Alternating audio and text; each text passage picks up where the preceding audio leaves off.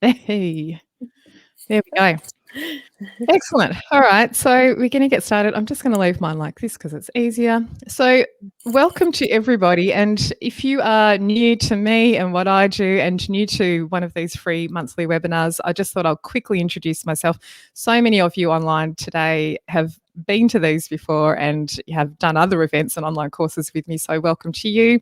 But if you are new, my name's Katie and I run Midnight Music. I'm based in Australia and I do a range of things. I have a blog and a podcast and run online courses and so on. I have a couple of boys and a dog who are there. You may well hear the dog at some point during the webinar because she hates it when I'm talking live to people for some reason. And yeah, so that's what I do. And so these monthly webinars are free and I've been doing them for quite some time. We did have a little break last month because I had a lot of other things going on and it was January, but we're back here this month and I'm really thrilled that Amy's going to do this one because we're doing it all about Seesaw. Yay! So Amy is a fantastic elementary teacher. She's based in New Jersey. She may well do her own introduction and tell you more about herself, but she's an author of multiple books, all to do with music technology, particularly with an elementary focus. So fantastic if you are an elementary teacher. I can highly recommend Amy's books, and her latest one is there on the screen, Using Technology with Elementary Music Approaches. I always have to check the titles. All of the music tech books that I own by all the different authors are so similar in title. Yes, they and are. I get them all so confused. So Amy also is amazing because she helps me out in my Midnight Music community as a coordinator. She helps answer all the questions. Oh my gosh, it's so good having someone else in there, just not just me. So it's been fantastic. And she's a Seesaw ambassador and she has a YouTube channel where there are lots of tips and tricks and especially about Seesaw. So for more things, I'm sure Amy's also going to mention that after today, you can head over there and check it out. Now, just before we get started properly, tech issues. If you do have tech issues, just try leaving and coming back to the same link that you clicked on to get to this page. It's usually internet issues at your own end, if there are issues at all. So just give that a go. And if all else fails, we are recording it and you can access a recording afterwards anyway. I've put a copy of the slides will be provided, and I forgot to check with Amy that that's true. I think it's true. At the very least, there's lots of links today. Yes, great. And I am going to moderate the chat today. Usually Amy is doing that while I'm presenting, but I'm going to moderate the chat while Amy presents today. So that's really awesome. And one last thing before we get started. I've just got a few announcements. The first one is that, and this is one of the reasons we didn't have a January webinar, I've been doing this video creation for music teachers course. Everybody's working on it at the same time at the moment. Actually, that's not quite true. People are doing it at their own pace, but it's running at the moment. And oh my gosh, the things that people are making are so amazing. I'm so just blown away by the things that everyone has been producing. So this is all about how to create videos. These is a few of the shots of things that I've ended up doing as part of me creating examples for the course. We've got a section on how to use a green screen. We've got a section on making simple play-along videos and one on making advanced play-along videos. And then the last module, which is about to be available in the next 2 days, is virtual choir instructions / virtual band, choir, orchestra, whatever you want, and how to make those. So if you're interested in that, I'm going to pop some links up in just a moment when I hop into the chat window. I also want to mention that Amy is going to do a whole course on Seesaw. So if you're interested in that, you can sign up for the wait list. And again, I'll provide the link for that in a moment, maybe at the top of the chat window right now even. And yeah, that will be in mid 2021. We were going to do it around now. We had to push it back, multiple reasons. You know what it's like, life, coronavirus, things, just all the things happening. But Life. It will happen. Just life. That's what I said about the course when I couldn't get module 4 and 5 out as quickly as I wanted to. Oh my gosh, exhausting. And the last couple of things I'll say, I ran last year a Canva course. So this is called Create Beautiful Teaching Resources. Obviously forgot to fix that logo up. And this was all about using Canva to create teaching resources. The feedback was fantastic from that course. Lots of people made amazing things once again. So if you're interested in knowing more about Canva, feel free to join in with that one. So what's happening at the moment is it's available right now. You can go in and take the whole course if you want to. Over the next couple of months, I'm going to be revising all of the tutorial videos that make up that course because Canva's had a lot of changes, and this is the joy of working with technology. Once you make a course, it's basically outdated as soon as you finish. So it's exciting, not really, but I will be redoing at least some of those videos to update them to the features that are available now because Canva's had a lot of updates and extra features added. All right, and the final thing before I hand over to Amy, if you would like to vote on future topics for webinars, I've got a form that you can fill out. I did have one last year, and this is a different one. I've refreshed the webinar topics that I've suggested in this one. So there's only 3, and you can vote on which one, 1, 2, and 3 that you would prefer. And then there's a space for you to add your own suggestions if you'd like to. So go ahead and let me know what you'd like to see next month. And the most popular topic I will do next month. And then I'll see what else other people suggest too. So that's it from me. I'm going to stop sharing my screen and I will just change my screen over here. You can add yours, or do you want me to add yours? Add to stream. There we go. Oh, perfect. Yeah, and I will remove myself.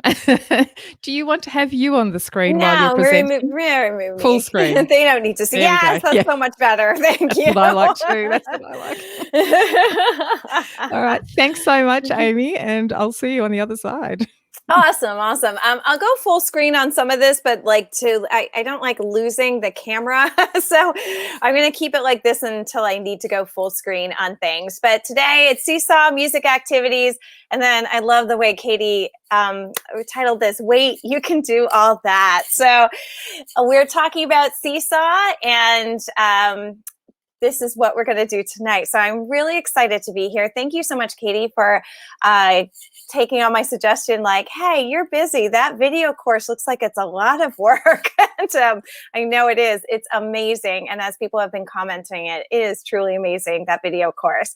So I was really happy. She was like, sure, take this month's webinar. So I'm going to go into Seesaw. And just so, who am I? I am Amy Burns, and I have written 4 books, as you saw, and this is what I do. I am a teacher, just like probably many on the call. This is after I think I'm 25 years into teaching, 24 at this current school. Sarah is on the chat. She is my daughter as well as one of my students. And if she gets too chatty, Katie, just tell her mom says not to chat too much. Sarah is our techie. Many times when I'm having tech problems, I just ask Sarah. So she's there. Amy M. Burns, you can find the Wakelet, but the Wakelet is also going to be put into the chat. And the Wakelet has all our live links. So everything you're seeing here in the slides, the Wakelet will have the link to it. So like to my YouTube, Twitter account, follow me, like, subscribe. Usually I'm trying to put a new video every week or every other week. And it's usually something like, here's an activity and here's how I created it. So you could just grab the activity or watch how it was created. So I'm so excited to be here tonight. I do have this publication that came out last fall, and it has some of the best gurus in the business, Dr. Missy Strong, Glennis Patterson, Ardith Collins, and Cherie Herring. And Missy wrote the portion of this about the first steps, the overview. Glennis wrote the Kodai overview. Ardith wrote the Schulich overview. And Cherie and I worked on the project-based learning, and then I worked all the lessons. And because of what Katie said, it's so true. Tech goes out of style right when you're writing it. So I have on my website and my YouTube channel, I constantly update it so that you can get more items and you can get things that are changing, and it goes along with it. So that's why I made sure it had a supplemental website. And again, it's published by Oxford. Today, I'm going to give you, I always say this, if you know me, if you've been in my sessions, you know, I'm going to give you a dessert buffet. And if you eat everything, you will get sick. So as I do this, just look at this from the lens of, I'm only going to have a strawberry and a little bit of cake, not try to eat everything. Again, my resources will have it. Right now, it has the Wakelet link up right now. And then I'll put the slides up there, but I'll give them to Katie. I think Katie actually takes the slides and only puts them on Midnight Music. I believe that's how it works. So I'll just go by whatever Katie tells me to do. What to bring to this session, bring to your session a beverage of your choice. I don't care what time it is in your area. Bring a beverage of your choice and enjoy it. Bring it, like I always say that for me, doing mind brain education training a lot right now, writing helps me. And I just got this great Rocket book. So I can write, wipe the, and like scan it. It goes right to my Google Drive and wipe the page clean. And writing really helps me. So like when you're looking at this dessert buffet, you'll be able to write the one or, type it in or use whatever device you're using just to take a note of that one I want to try. And I'm excusing that one. The little thought bubble is bring your brain. And because being open mind here, it's going to be a lot of fun to see this. And then Seesaw, I put in the help.seesaw.me. I'm starting from the place that you have already used Seesaw. So if you have never used Seesaw, watch this webinar knowing this is where you can go. And then go to help.seesaw.me to get yourself started. So I'm going to start with the frequently asked questions because I saw some of them already coming in the chat. So what are the differences between the free and paid versions? That's a really good question. And here are the differences. I'm going to bump this up a little bit so you can see that. So here's the difference. You have all the way over to the left, Seesaw, free forever. In the middle, if you want to pay your own individual price for Seesaw Plus, and then your school takes it over and they give you Seesaw, that's Seesaw for schools.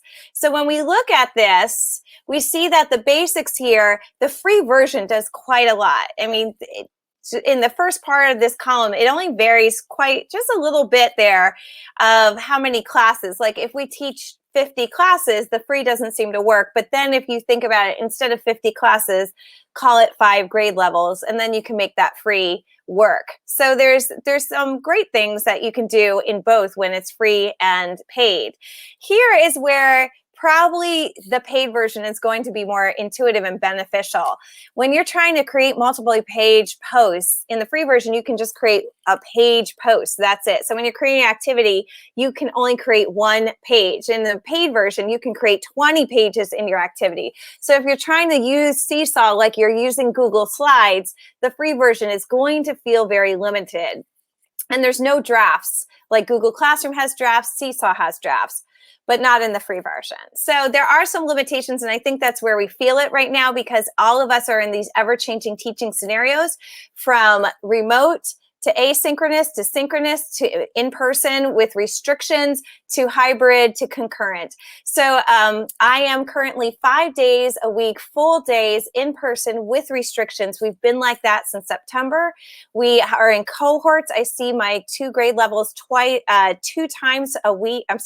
2 weeks full. And then I get 2 more grade levels, and then I get 2 more grade levels. Currently, I have been the teacher that has gotten the grade level that then goes boom into quarantine. So that I have 1 cohort out right now. So I'm teaching 1 kindergarten live, and then I jump on and teach 1 remote.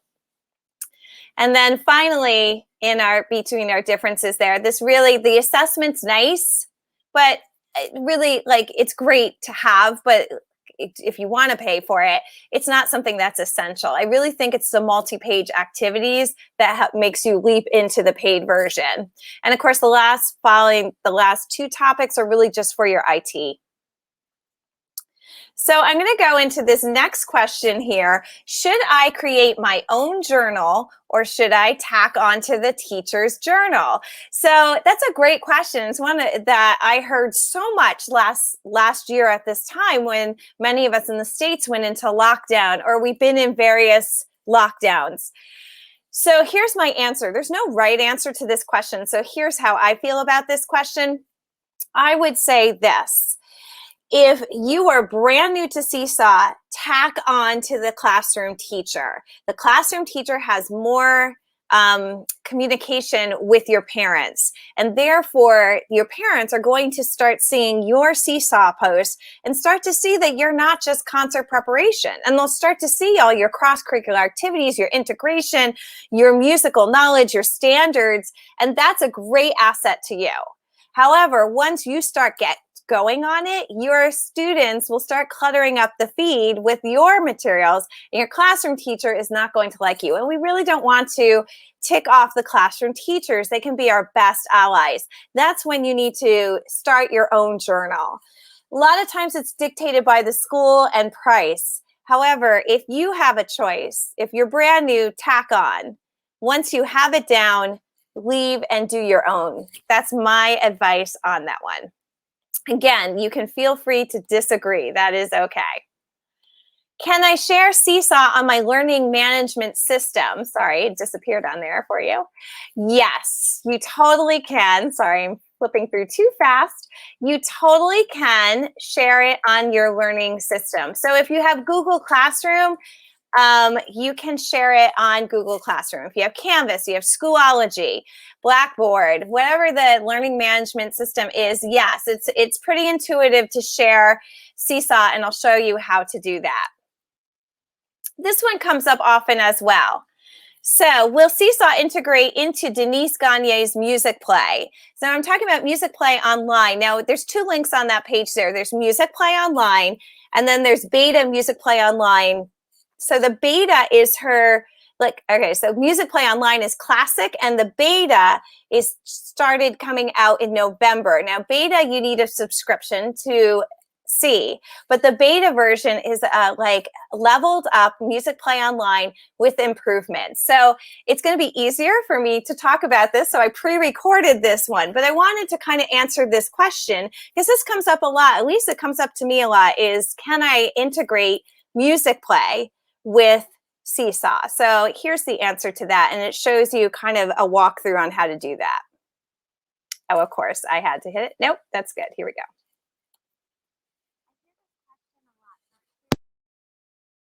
So here I am in Seesaw. There's a few different ways that I could integrate Musicplay and Seesaw together.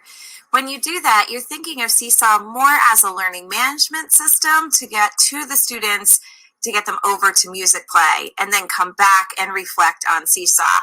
So you could just put it in the journal, which I'm circling there on the screen. And you can just put the link into the journal, or you could put the link into the activities and give them more specific items to do, like reflect on this song or create a video of yourself doing a movement. So let's say that you're going to do that one. So we're going to go into add an activity, assign an activity, and we'll create an activity. How many times can I say activity? I know. So you put in the instructions, click the link, and then it will bring you to Musicplayonline, log in, and then come back. So let's look at Musicplay. Now, Denise is an amazing, amazing, amazing, I can't sing her praises enough, woman. She is phenomenal. And if you know Musicplay and you've seen her videos and you've gone through her materials here, you know what I'm talking about. She just won, I think, a music educator or some beautiful award from Florida, so well deserved. I think if every state organization here could give her an award, they should, because what she did for us during the pandemic, her price point, all this free, she made this her classic website, musicplayonline.com, absolutely free for you to use. I mean, if you are a brand new teacher, this pretty much lesson plans for you. If you're a veteran teacher, this helps you to find so many video resources that you don't have to create yourself. Now, if you don't know this and you are a subscriber, she's now launching the beta. Around November, her programmers launched the beta version, and it's improving all the time. And what does she do? She listens to you, to what she needs to improve on, and then she improves it because she's that good. So I'm going to show you now from the beta, because one of the challenges we had with the classic, which is right here, is that all of these items didn't have their own links. So we were constantly putting in our Seesaw activities, go here, go there, go here, do this, or making demo videos using Loom to show them how to do it. And when they're younger, that means the parents learning it, and the parents were frustrated enough when we were in lockdown. So we are going to show you something she heard about that, and her programmers improved beautifully. So beta.musicplayonline.com is the beta version of Musicplay. You do need a subscription to be able to access this. Her subscription price point is so wonderful that I pay it out of my pocket. And again, so, I'll use it here and there, because when I need something, I know I can find it here. When I have a new music teacher I had to train on lockdown last year, I could just throw them right on this site and say, you'll find everything you need here, and explore the site, and you'll learn so well what you're missing in music teaching that you haven't experienced yet, basically. So she's amazing. And this beta version is incredible. And one of the things she improved on is she now has individual links. So let's take an example here. You go to the learning module and let's go to kindergarten. One of the challenges we had is we had to train the parents or the caregivers to find things in Music Play for their kindergartner to do, especially asynchronous and remote learning, or even hybrid, just to have the kindergartner who's on screen with a parent probably around the corner or a caregiver. Showing them how to maneuver the site is challenging. It takes up time. So now if you go into this module, of course the modules had individual links, but let's look at one of her movement pieces in this module. So Wallaby Hop.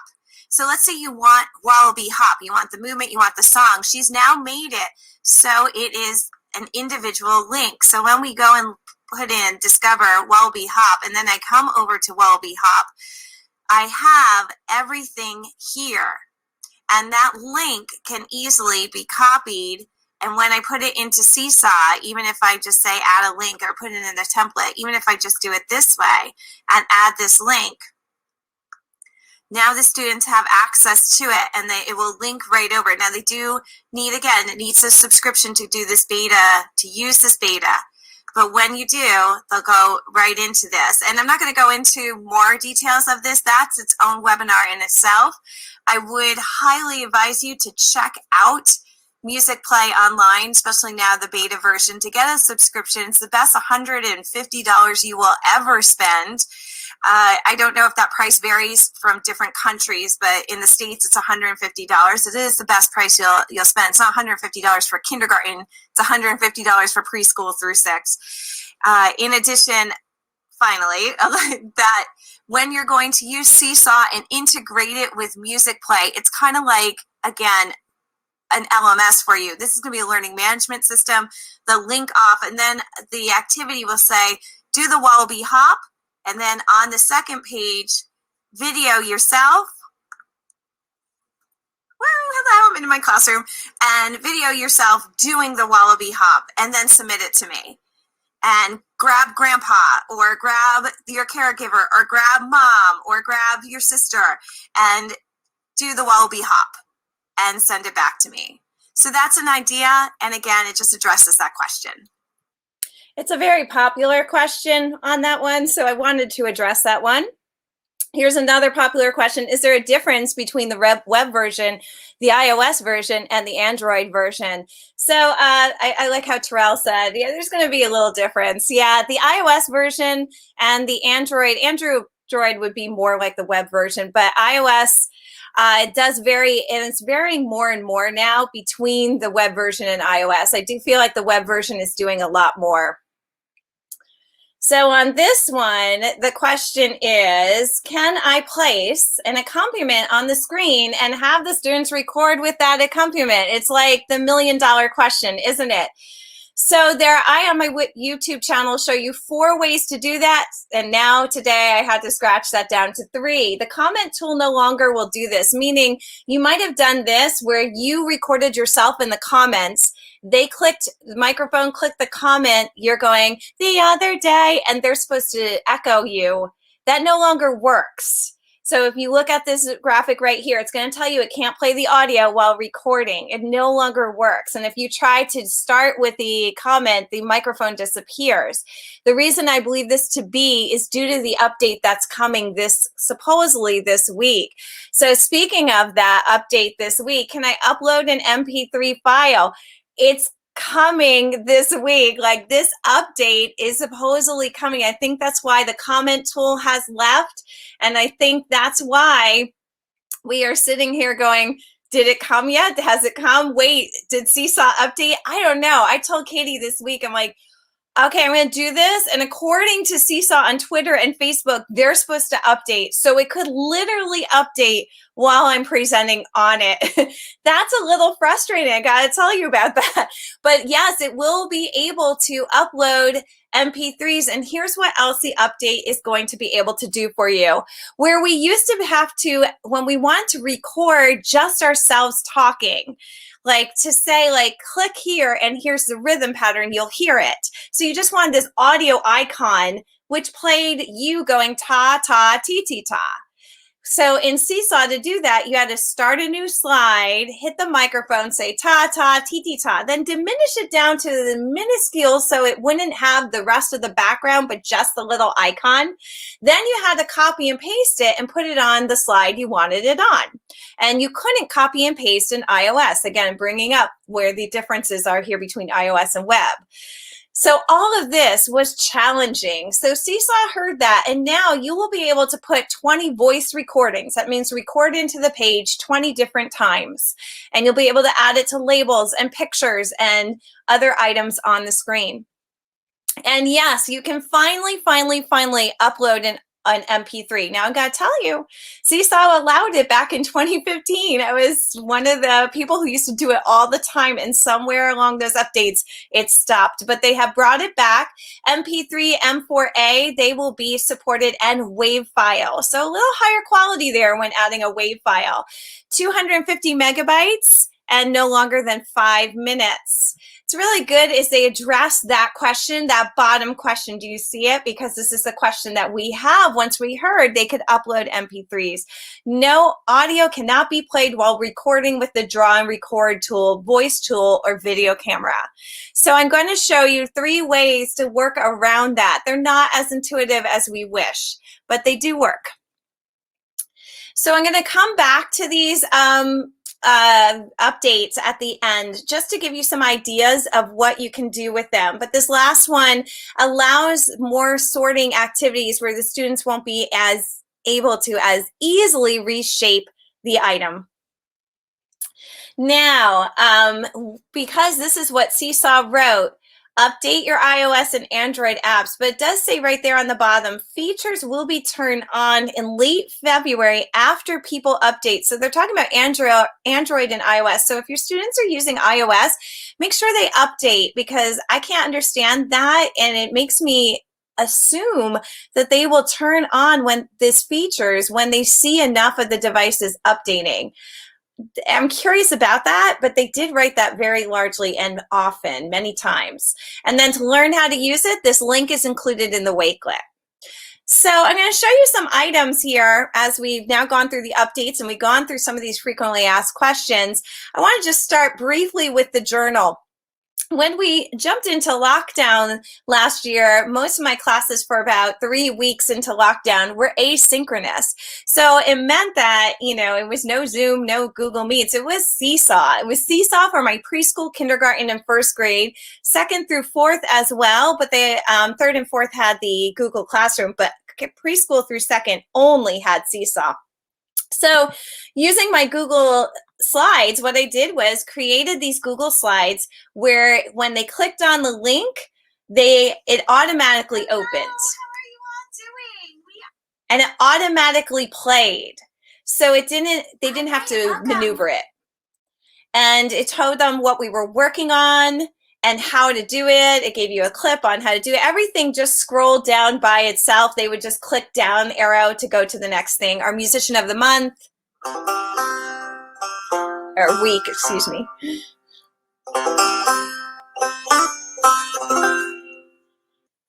So this again was just giving them the present mode.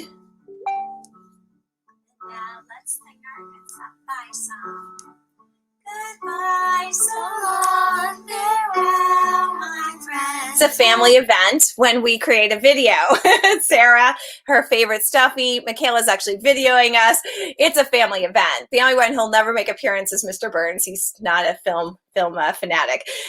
However, this is what we did, and I put this in present mode, and I put it on, and they just click play, and then just join in and follow along on the slides. Of course, to do the RM equals minimal would have gotten that menu bar out of there, so it should have been in present RM equals minimal. If you're not sure what I'm talking about, Katie did an awesome Google Slide webinar a couple of months back, and definitely check it out if you're a part of the MMC community. If not, check it out on our YouTube channel. So now that's the journal. I used it a lot on asynchronous, just post things on the journal. I wasn't meeting with them. I unfortunately wasn't connecting, and that was the best way I felt I could connect. However, now looking into the activity library, now it's a way to really trying to get the students to respond to you. So the activity library here has a lot of different activities as it's showing you here. And you can put in these activities. Let me just be clear. The activity library that's included in Seesaw is included in the free Seesaw. So that's great, as well as paid. It's like a teachers pay teachers inside of Seesaw, but it's absolutely free. We love that. The only ones who can contribute to the activity library are Seesaw ambassadors. So there are some really great items and activities, and then there are some that you question why they're there. And it's because a classroom teacher checked off music because they did ABC somewhere inside the activity. So you do have to kind of go through it and see what it could be. But when you do, you can filter it out pretty nicely. You can go in and say, I want kindergarten and I want music.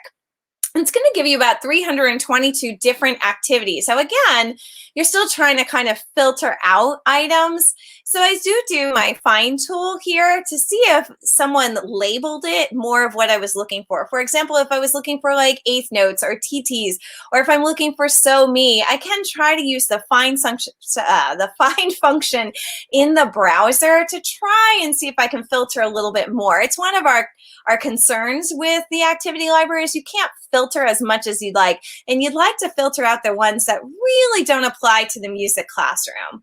However, it is great to be able to have access to these, especially since they're free, and to be able to save them. So you can save them to your library, as well as you can assign them if you're to your classes, and you can edit them. Now, to edit them, you can go to the three dots, but it says print or share. You must click the little heart. Then you put it into your library, and now you are able to copy and edit it to your liking.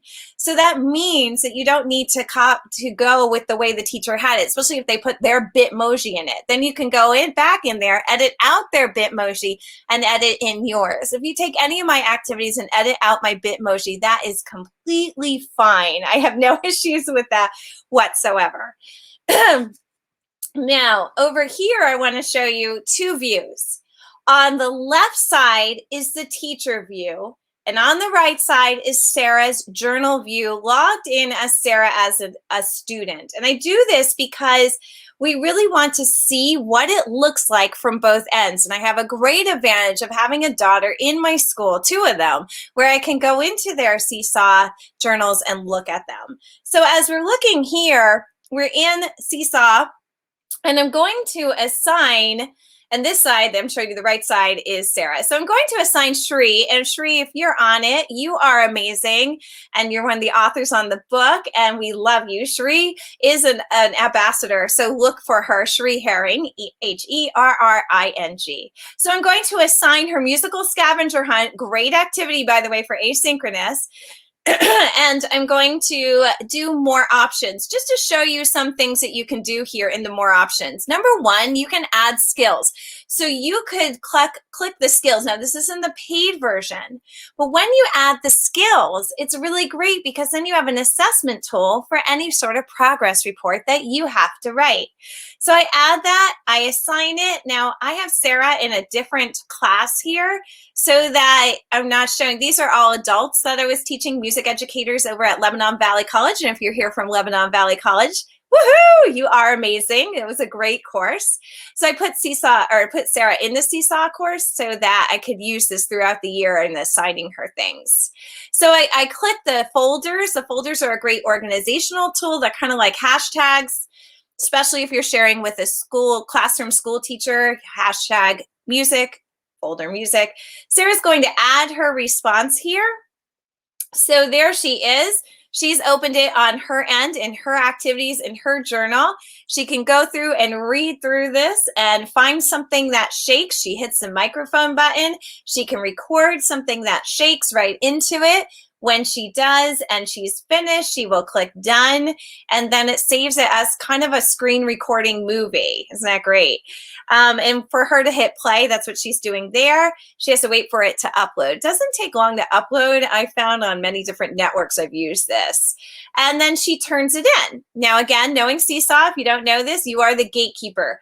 Blue means it's turned in. Orange means it's a draft. Now, draft is only on the paid version. So now in my teacher side here on the left, I can see that I have an unapproved post, and I look in it and it's Sarah's. And then it doesn't go on her journal until I approve it. I can now go through her skills. She can't see me rate the skills. That doesn't show up on hers. That's private to me. But I can now go back through her journal because I can filter it to just be Sarah and go through her skills. That's a really great thing for progress reports. Again, the skills are on the paid version, but that's a nice thing to have if you need it. If not, it's just great to have the students turning work into you and you putting it on their journal. Going into our next one, this brings up a frequently asked question.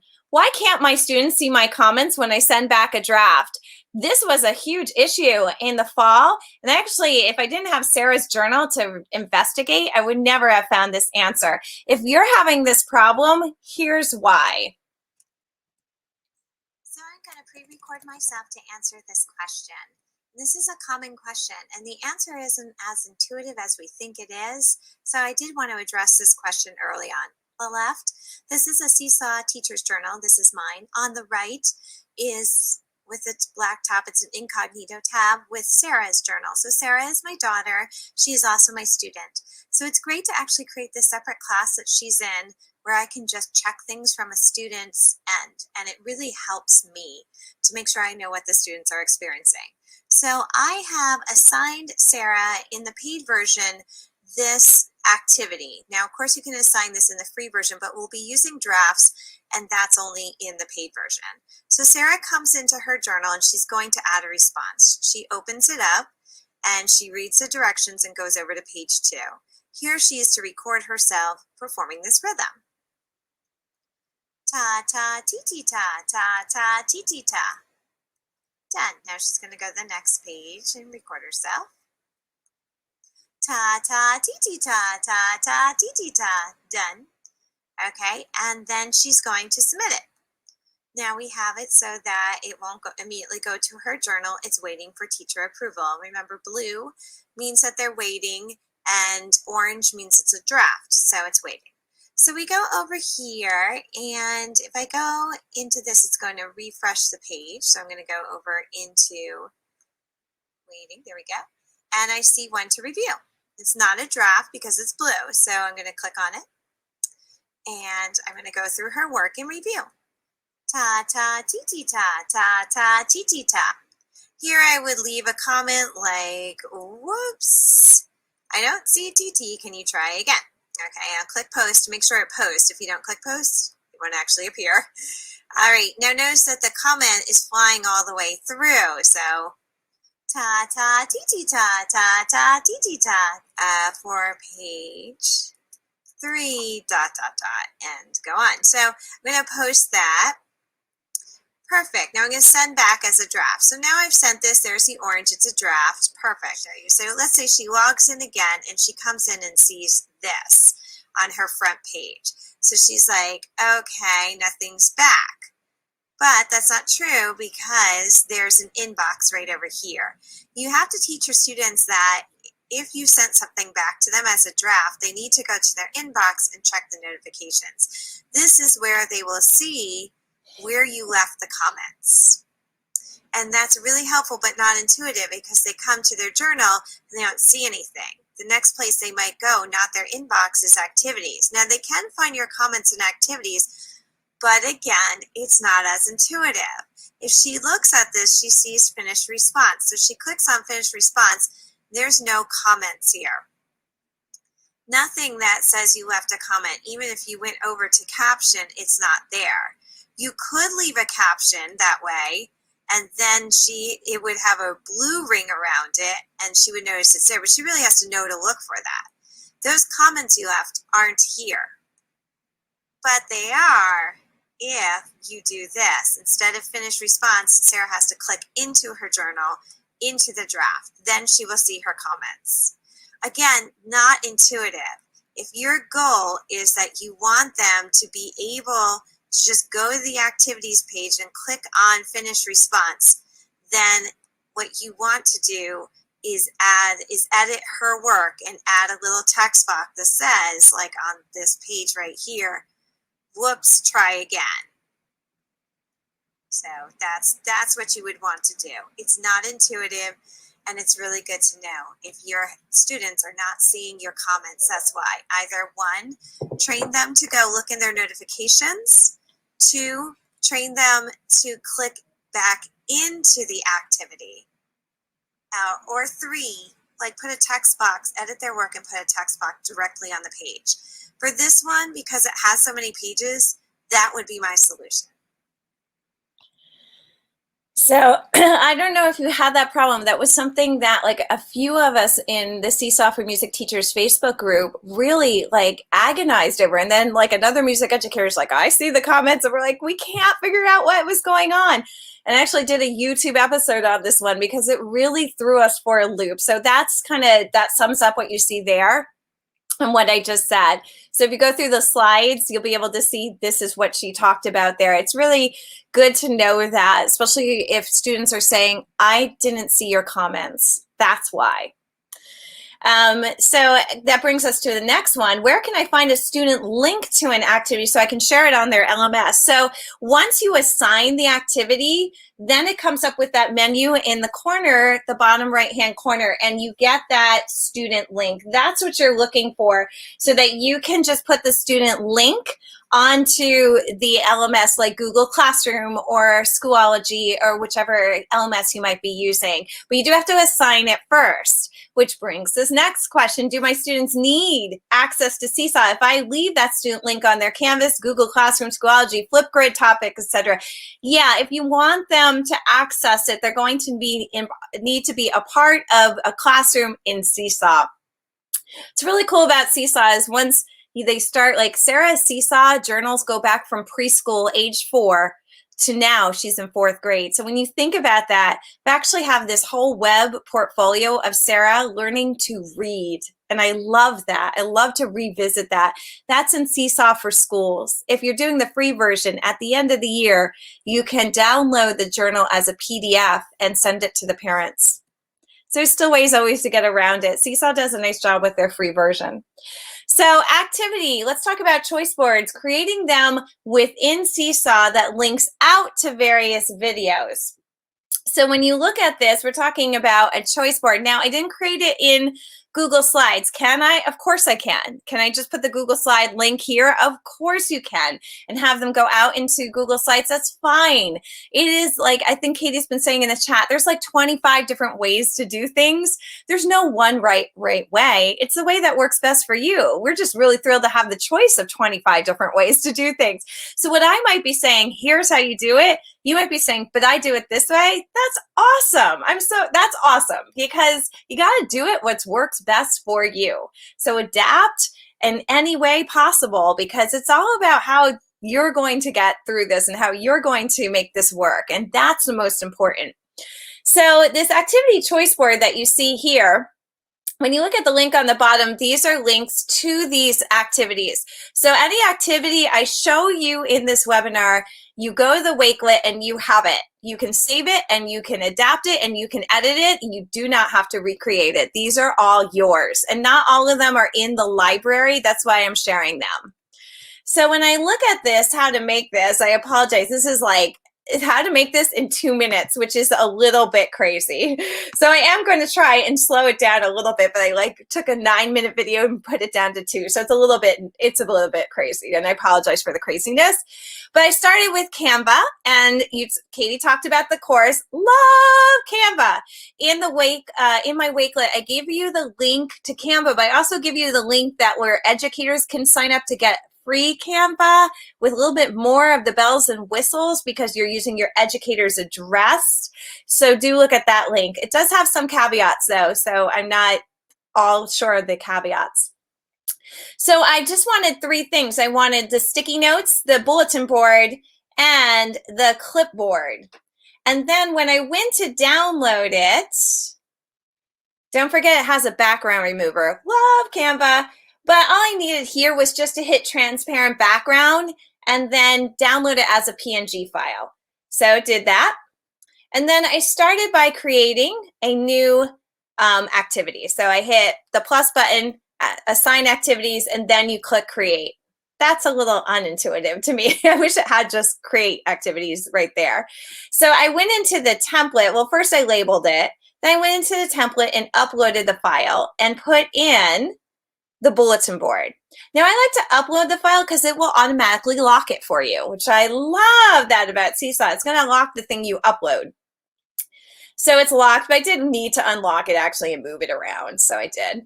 Then I just dragged in the sticky note because you just drag it in. Look at that. It has that transparent background because Canva downloaded it that way. Thank you. It is a little bit like it does have the extra space in it. And I bet Katie could go on the chat to tell you in Canva, if you want to get rid of that extra space, do this, this, this. And I'm banking on her to answer that one.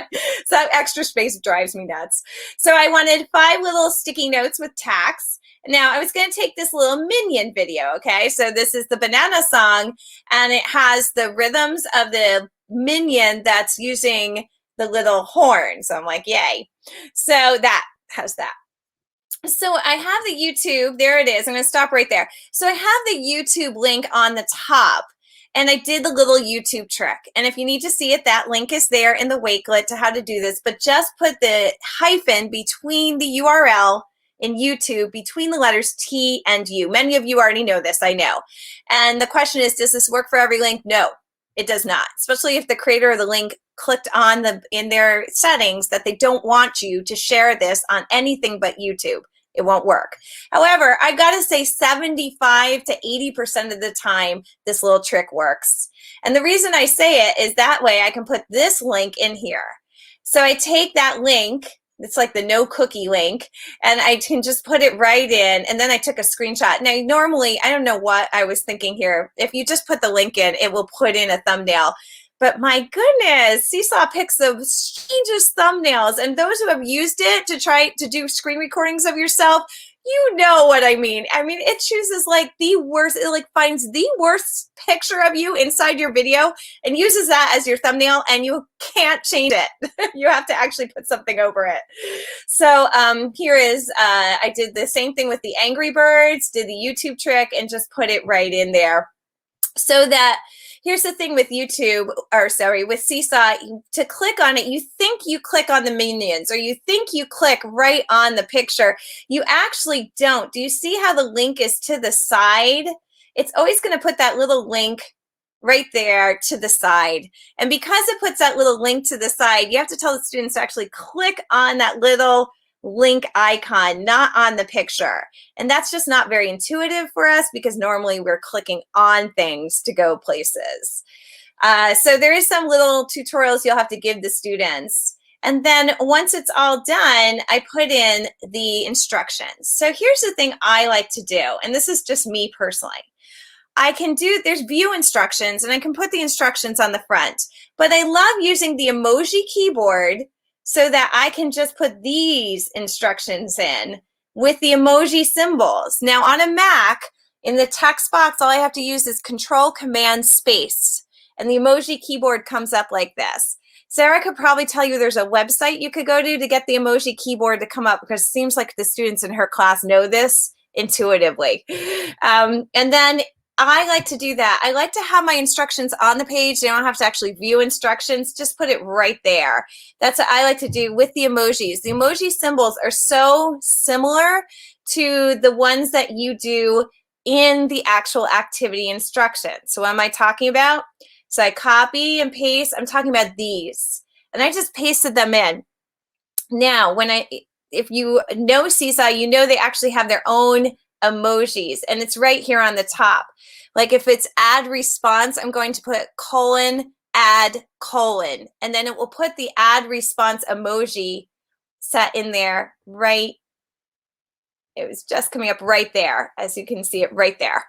So that's great too. And I included in the Wakelet the icons and shortcuts for Seesaw. But I also just like to use the emojis. The students get the emojis and they understand what they mean. So I tend to go with the emoji keyboard, sometimes more than the Seesaw icon shortcut.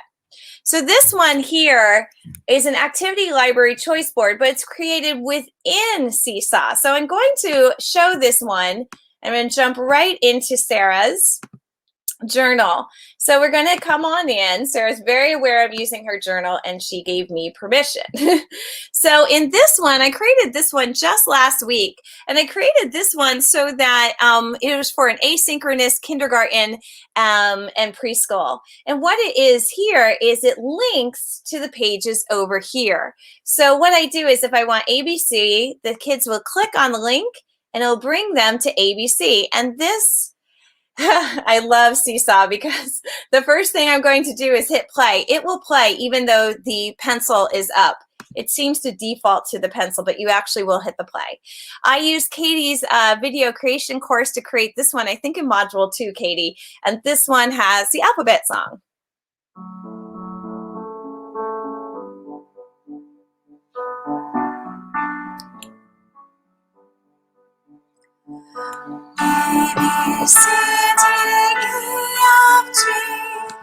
I used the G clef to bring it back home. So the heart song, now all these videos are embedded. Even this one, which I love, it's Madonna's Wheels on the Bus.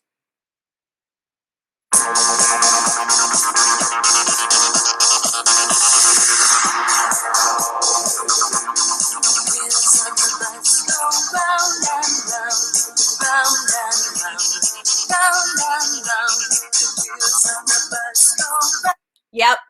Yes. Either you love me for that or hate me, so you're welcome. And then if you're happy and you know it. So all of these are embedded in. If I show you over here, you'll see that they're all, again, it has the worst thumbnails. I had to like stick this picture in over it. That's better than the thumbnail it gave me. But they're all over here. In this one here, this is embedded by using this Seesaw screen recording tool. For this song, you can follow the spider and the other objects on the screen, or you could sing by using the words over here. It's up to you. So everything's embedded, and that's on purpose. That's on purpose. I'm not linking out like the previous choice board, and here is why. When I jump over to the next slide, it's a question that we ask a lot in the Seesaw community.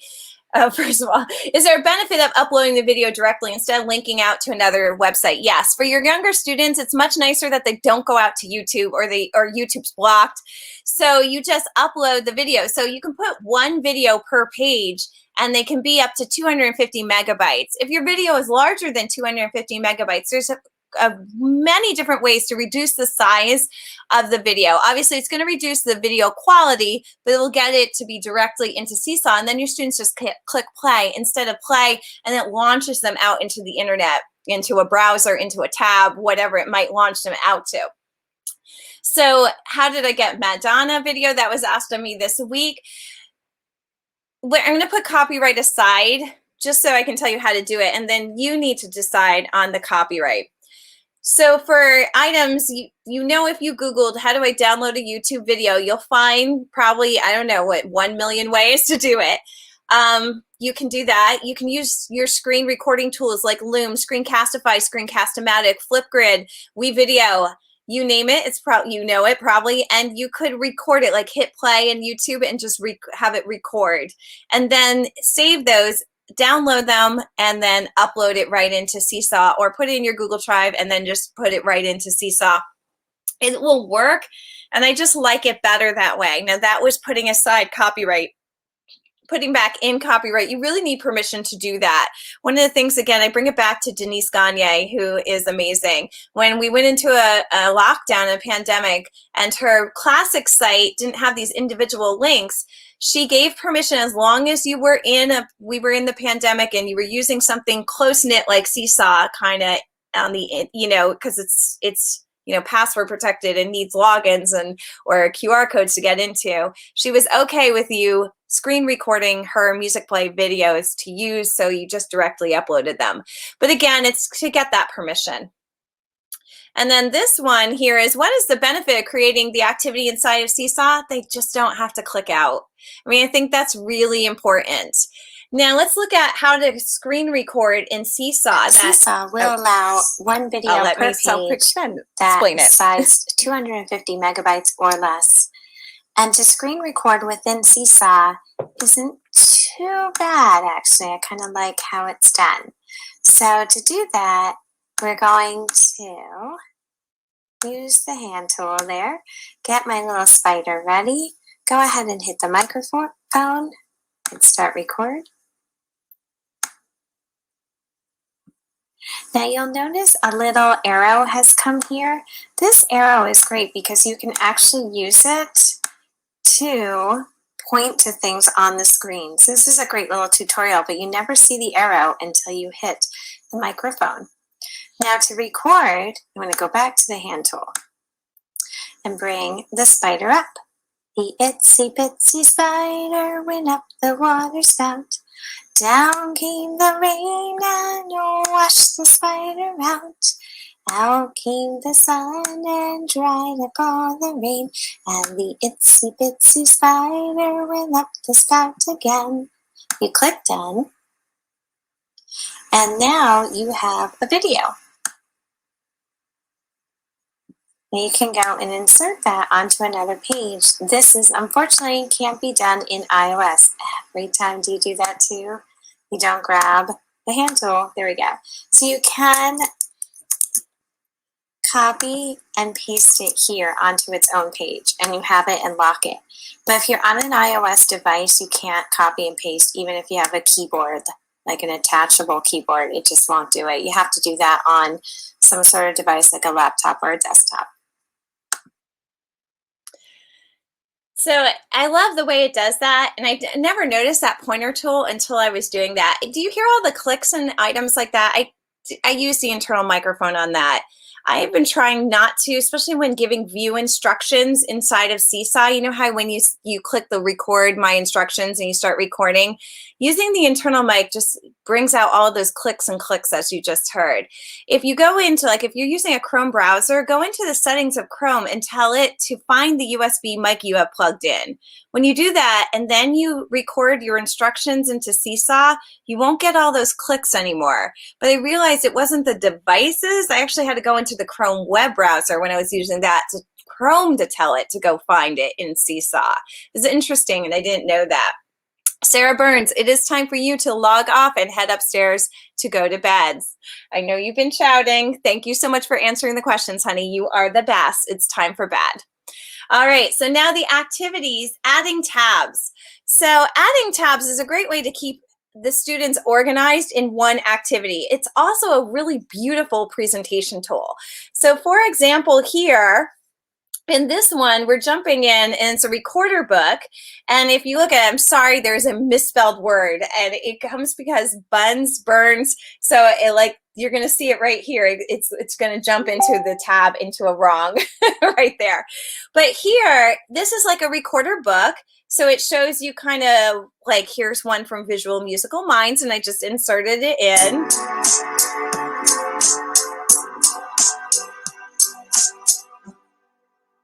Perfect. And then on Hot Cross Buns, Sarah could write in the note names here on the red tab and then record herself.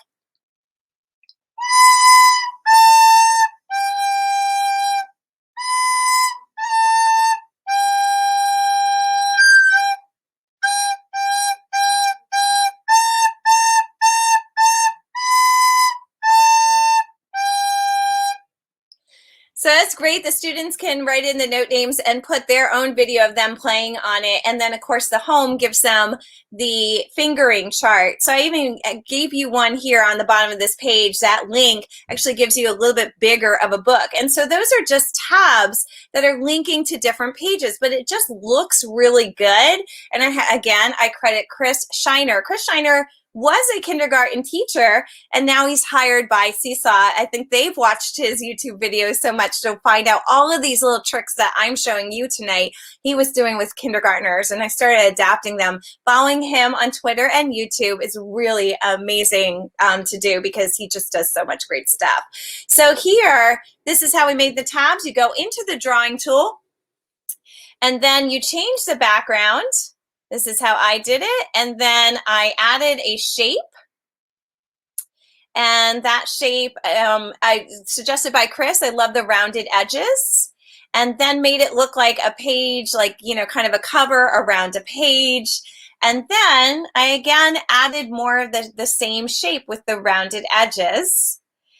And I locked that, of course. But yes, we know students can unlock it. That's something we keep asking Seesaw, like, allow this to not be unlocked. Give us that option, please, as teachers.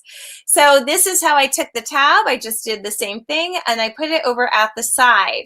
Then I ordered it, sorry, it's order here to the back, so that it kind of just shows up like that. Then I double click to get the text tool out. We have rhythm pattern number 1. And then I can just click on it, and I like the style that looks like that, so it doesn't have that outline on it. And then I like it that you can just resize it so it fits right into where you're going. And that's your tab. Your tab can link to another page, so that's what we're going to do. We're going to make the page red, but it's very odd here in Seesaw. It never has a red background. Has anyone ever noticed that? So I go with this pinkish one as close as I can to red. Let me know if I'm missing the red background. I never found it. Again, I always hit the little pencil tool half the time. Those who use Seesaw activities a lot, I'm assuming you do that too. If not, I guess it's just me. And then it links right over to page 2. So that's what the tabs do. They do these really nice, beautifully kind of organizing way, like you were seeing in some of my other ones. And again, you just keep adding tabs, and it looks really, really good. And I think it's a nice organizational tool. And again, you can layer some more, and then if you layer the white on top, you'll be able to write the instructions much nicer. So that's adding tabs. Here are some of the tab activities I give you for Seesaw today. So the recorder book, you get that one. I just threw it in there. There's a tab template. You have that one. So if you don't want to create what I just did, just grab the tab template and readapt it. Born in the USA, this one's really cute because it's a play along. So I love these play along videos, but I really want them a little bit more with the meat and potatoes of this, where they go through and record themselves playing the page. One of the things you have to remind them is they must press check when they're done, or you're going to have this very long one video going through 8 pages. Instead, you can go through it and then just kind of go into one recording per page, and of course the dance break, and then that's the play along. And I just recorded myself playing the piano and added the drum track, so it doesn't have any of the vocals in it or things like that. But I like this because that helps me really assess the kids. Same with Roller Coaster. And these are New Jersey musicians, if you can't tell, I'm from New Jersey. And there's a reason that we're studying New Jersey musicians. So it's the same thing, but this is one of his more recent hits, Bon Jovi. And this is using Roller Coaster. But I really liked using whole rest. This was a great way to practice whole rest, especially if you're using more of a Kodai approach. And then this one here is the Martin Luther King. So in the Martin Luther King one here, there's tabs, and this one, it shows you some of the resources we were using in class, and then it's showing you here that little way. Now this is what's going to be fixed in the next few days, is this is me making little tiny audio. Now you'll be able to just click add audio to that. Ta rest. Yeah, adding audio to it, which is so nice. So it goes through all of that. It talks about writing a circle map, and then they create a phrase from the circle map and a rhythm pattern from it.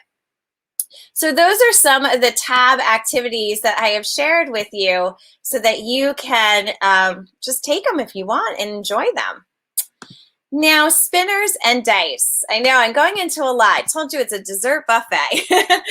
Spinners and dice, because spinners and dice are really cool, and the Wheel of Names is one of my favorites, obviously. So if you look at this, this is from the Wheel of Names. So you can do this, the simple method, which is to use Loom and make a video recording of about 60 seconds. of the spinner from Wheel of Names. So you can add pictures, you can add text, you can even add emojis. And I'm using the note image generator to make those pictures. So I took those note generators and then I can change the music around. I can make it 60 seconds.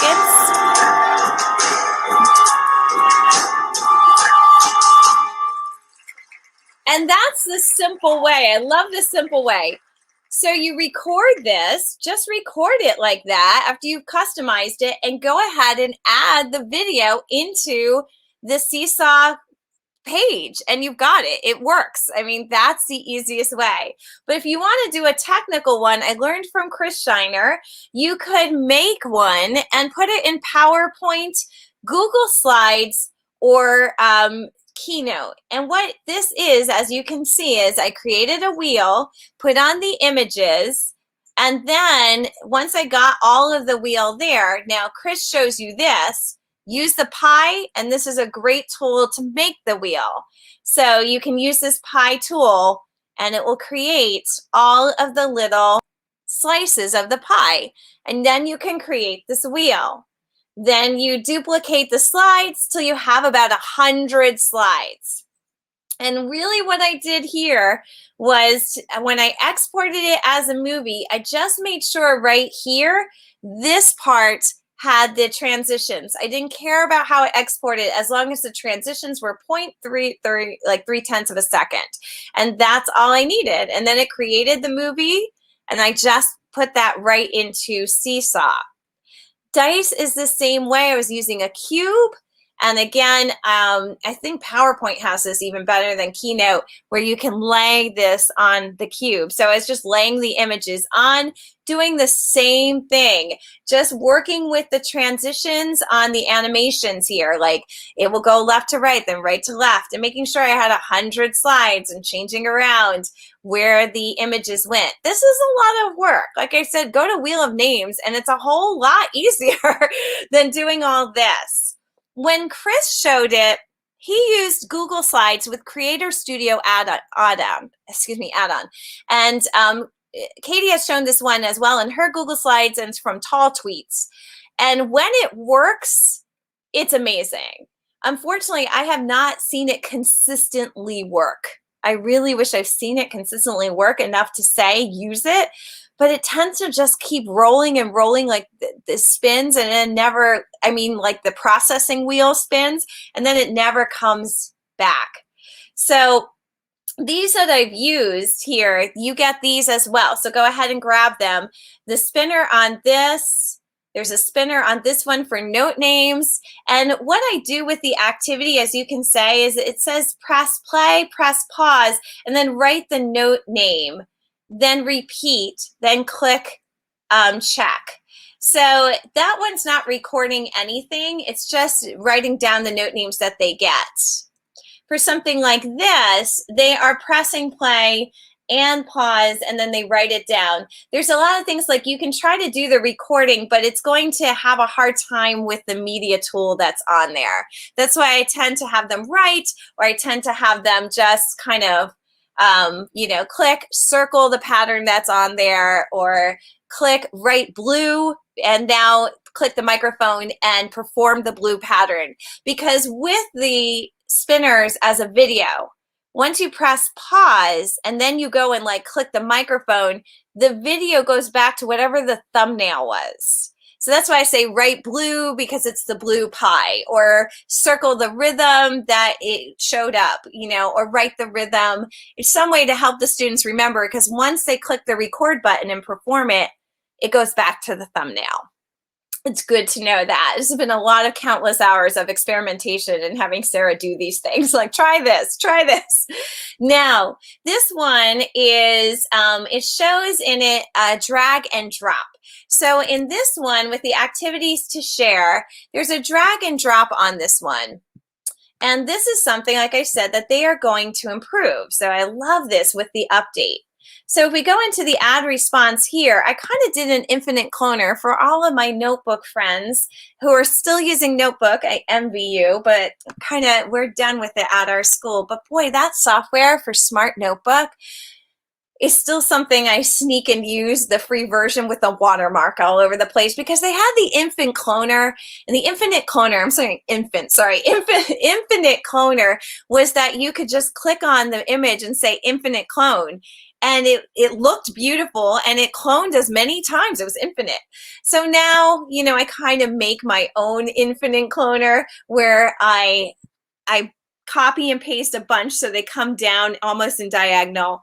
And this is in the book, I highlight them all, and then I align them vertically in the center and align them vertically, horizontally in the center, and they'll come looking like this. So in this one, I like, because this shows the dice in action, then you click it and then you move it there. This dice is slow enough so that students with sensory issues won't affect them. Yes, it does allow the students to be able to just figure out which one they want. And again, once you move it, watch, the thumbnail goes back. I moved that way too far down the screen. The thumbnails goes back like that. So it's important to know that the thumbnail is going to come back and haunt your spinner and your dice. So you want to make sure that you're doing something in the activity that reminds them what it is they spun and got or rolled the dice. A huge shout out to Mercedes if she's on this. This is great. This activity is tremendous. Seesaw is going to hire you, Mercedes. My goodness. Because, and I hope I'm saying your name right. I apologize. I didn't actually write you to say, please tell me how to say your name. So if I am saying it incorrectly, please correct me in the chat and please let me know. And I sincerely apologize. Hers here, let me see, it's down here. This one, and Katie will recognize some of the images she used, because for the Midnight Music community, Katie gave us access to one of her Canva that had these great images, and it's make your own body percussion. So what I love that she does right here is she did this, I believe, in PowerPoint. Okay, so you pause it, and now you're going to move it here. And then do it. Look, this is brilliant. And from what I showed you tonight, not that difficult to make. These are tools inside a Seesaw, right? This is all inside a Seesaw. These are from Katie's Canva. This is she made in PowerPoint, and just by creating the slides and exporting it as a movie. And then she tells you, click the microphone and perform. Mercedes, this is brilliant. And thank you for sharing it, because she put this out, I think, on Twitter or Facebook, and I was like, that is brilliant. So big shout out to her. This next one is Erase to Reveal. Again, shout out back to Chris Shiner, because the Erase to Reveal, I really love this one. And what you do is you come in, and what you're supposed to do is erase to reveal. So pick out the eraser tool and erase. And has an image, and it shows you, and you are to sing So La.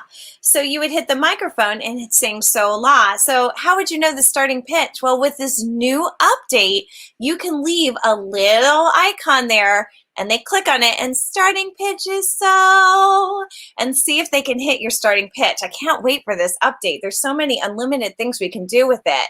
But the click to, the erase to reveal like that, to make it is not too challenging. This is how you do it. So to make the erase to reveal, I went into Canva to find this star that had nothing in it. So it was transparent inside. So I took it in Canva and I downloaded it with a transparent background, and then put it over in Seesaw.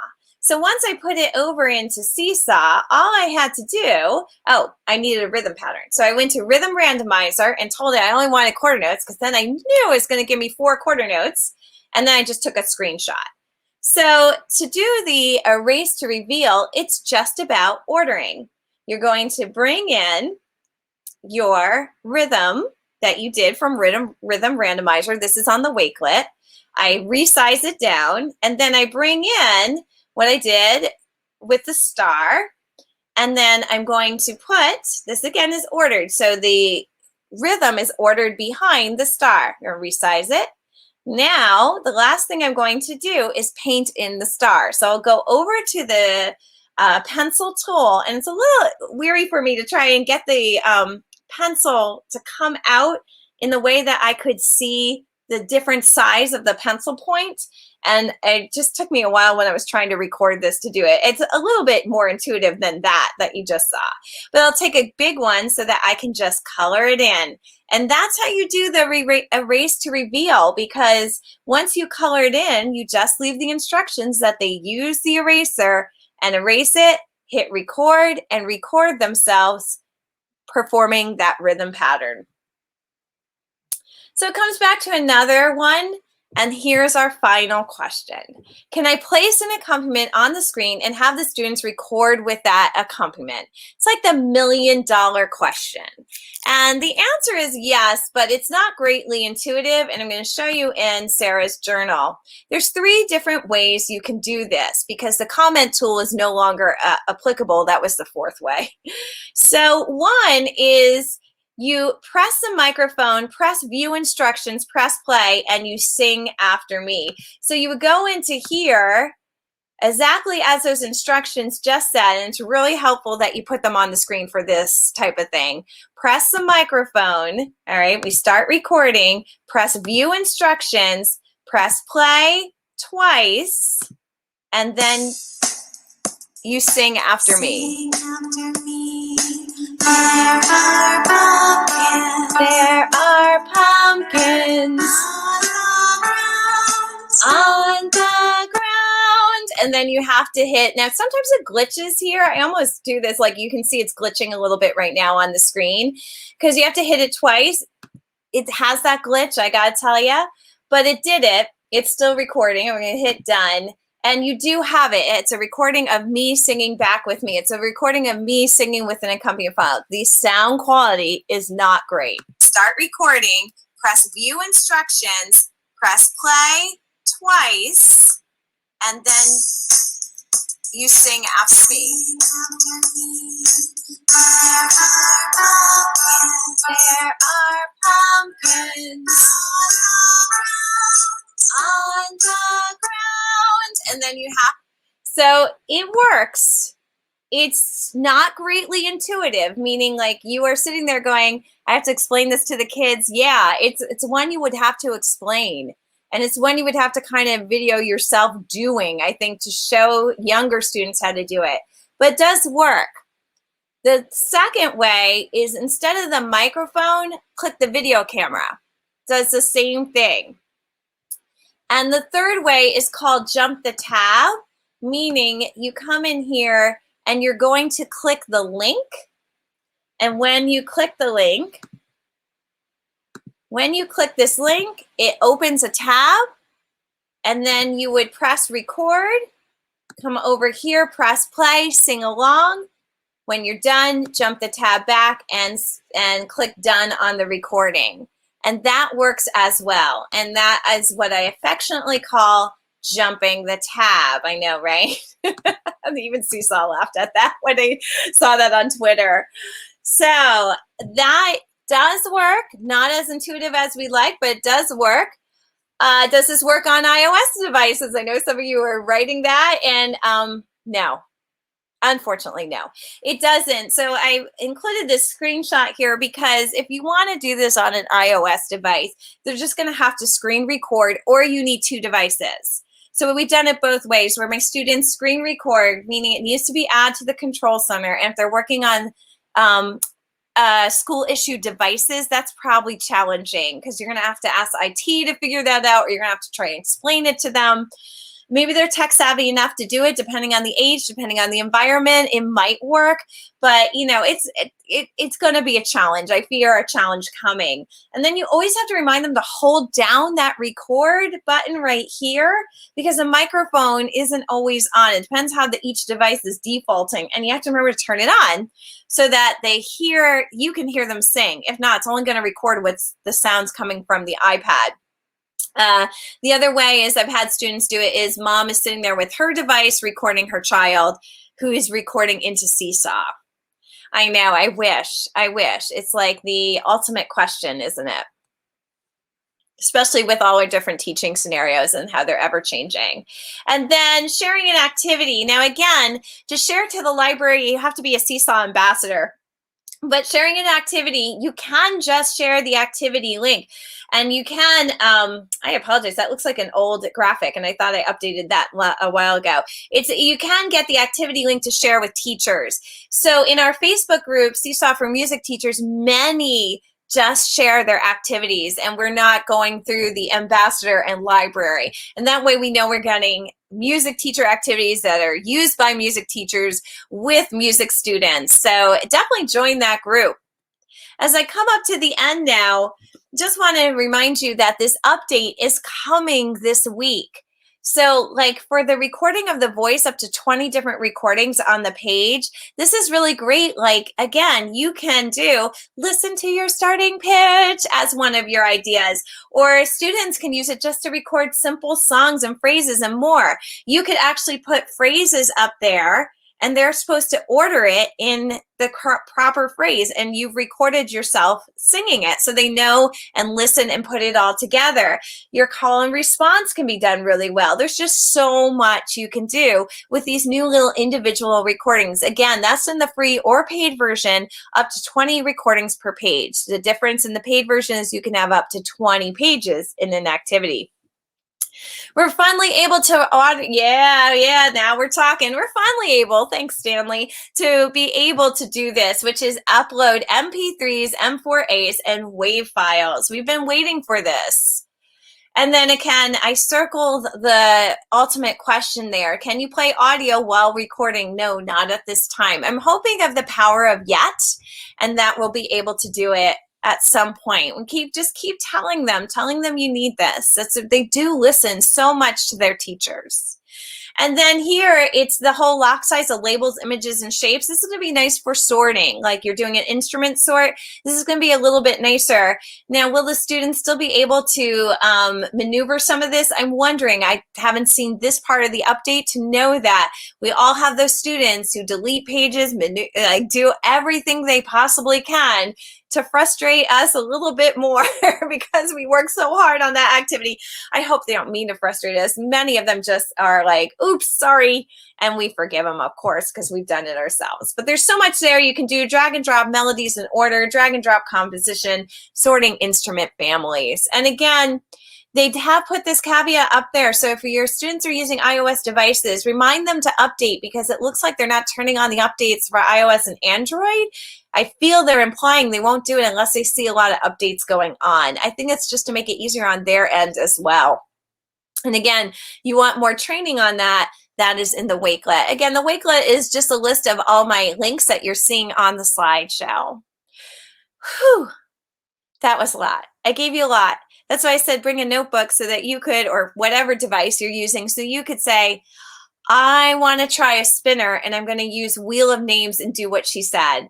Cool, awesome. Or, you know what, I'm just going to take all our activities and look at them later. Awesome, great, do it. Or if you're like, I'm going to take our activities and put my Bitmoji in it, please do. They don't need to see me on your screen. No, do your own Bitmoji. But I gave you a dessert. So take just a little item here and there. That's all you need. You don't need to eat the entire buffet. There's a lot going on there. And again, this past September, the book came out. You can find it on Amazon, and the link is also there. And Cherie was on. I did see her. So Cherie, hello. You're amazing. Thank you for letting me share one of your activities. And now, Katie, I'm going to try to stop sharing this screen, but I have no idea. I'm going to do this. I did it. Yay. I think I've unmuted myself. Awesome.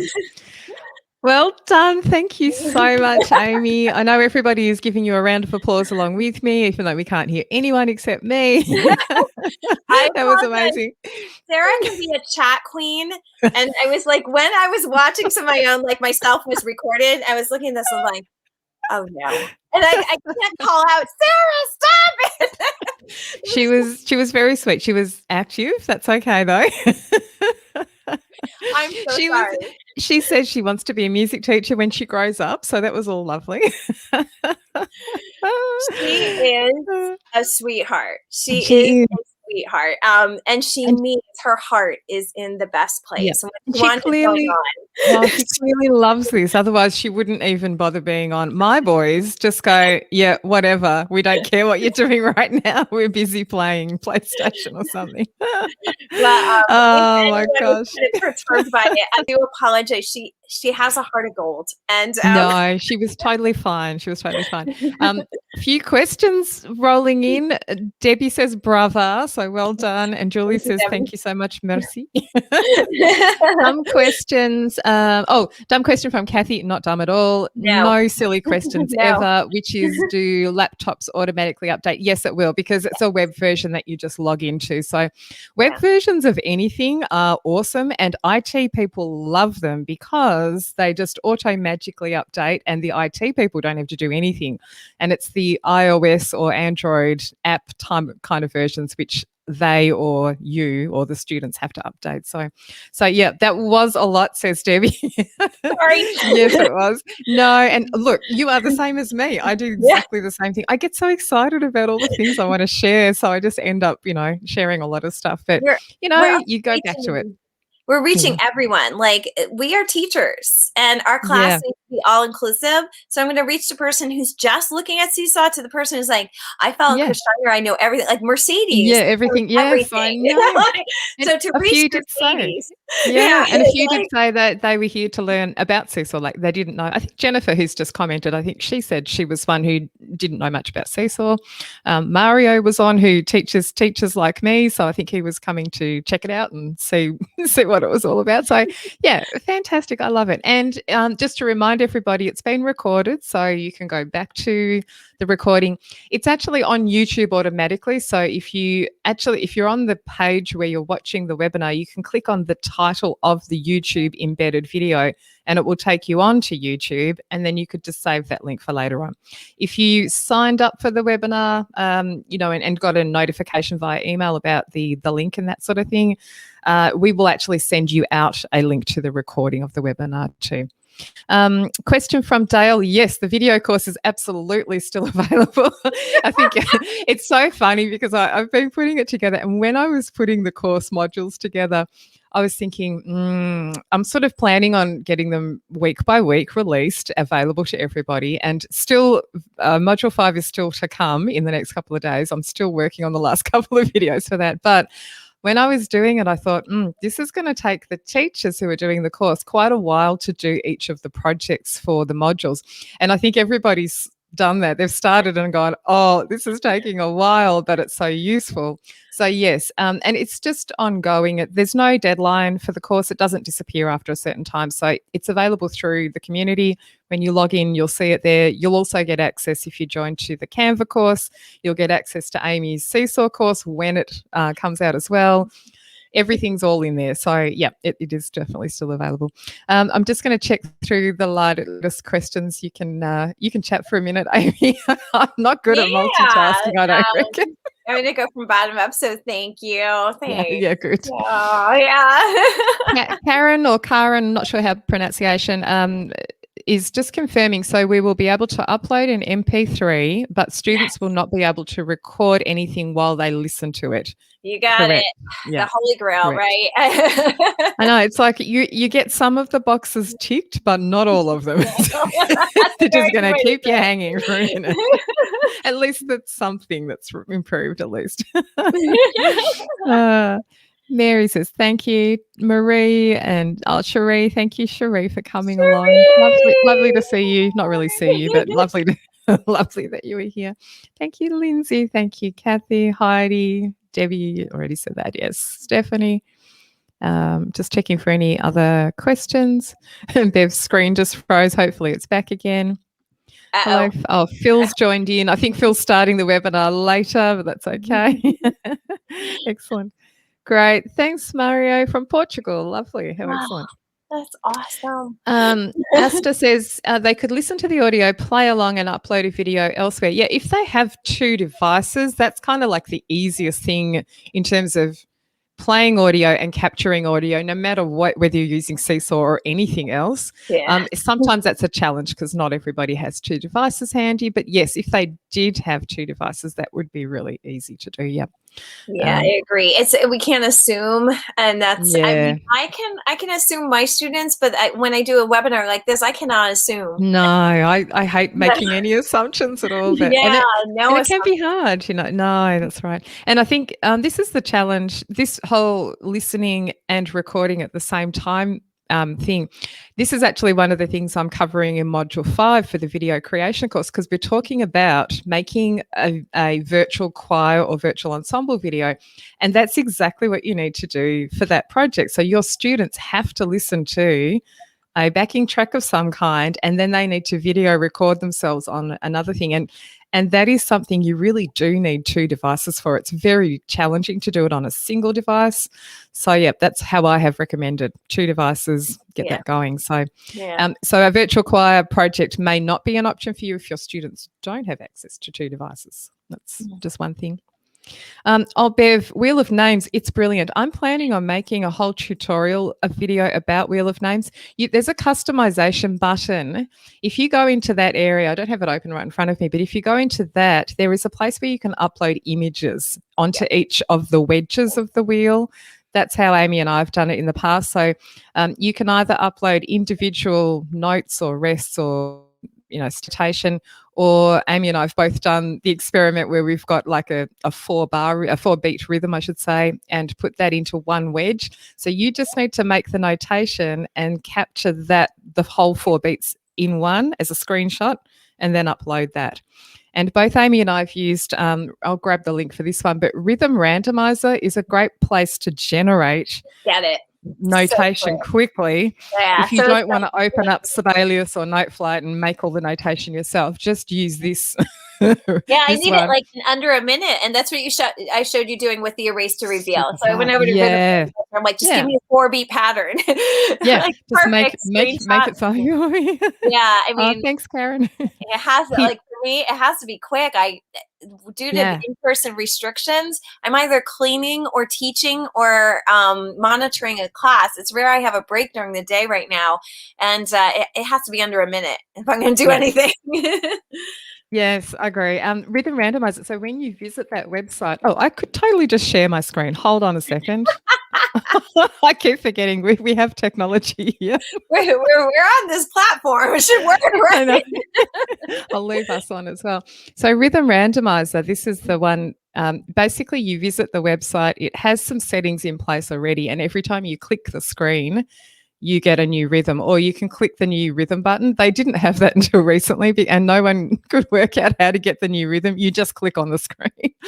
But if you go into the settings here, you can choose which note values you do or don't want. So you can make it quite complex or really quite easy.